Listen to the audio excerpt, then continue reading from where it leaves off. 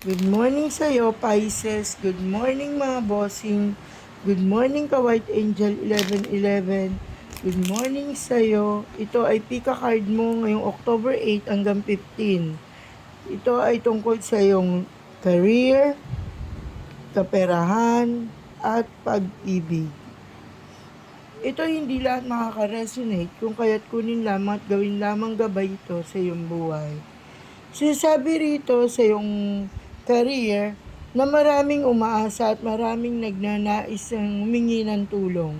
Siguro sa iyong career ikaw ay nasa serbisyo kung kaya't ikaw ngayon ay kanilang inaasahan.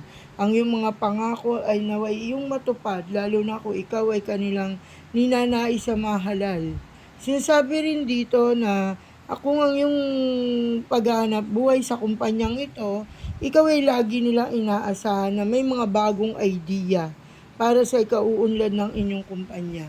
Gayon din kung ikaw ay may negosyo, inaasahan na ikaw ay marami pang mga suki na ikaw ay kanilang supplier at mga suki na makikinabang sa iyong mga produkto.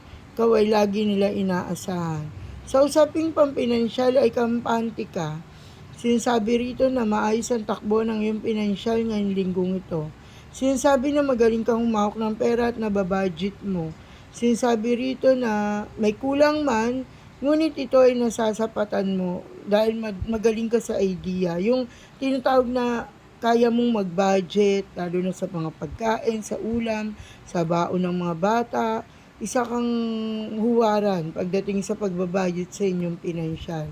At sa usaping pag-ibig, sinasabi na tapat ka sa iyong minamahal. Sinasabi na kahit nasa malayo kang lugar, ikaw at ang iyong minamahal ay mananatili ang inyong katapatan.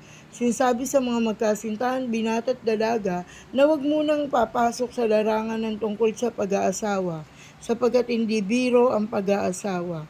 Ito ay pinapayo sa iyo, Pisces, upang ikaw ay maging matatag hanggat ikaw ay bata pa. Mag-isip ka muna, maghanap buhay ka muna, huwag muna sa pag-ibig itoon upang maiwasan ng maagang pagdidisgrasya o maging maagang ina at ama. Bye-bye, Pisces!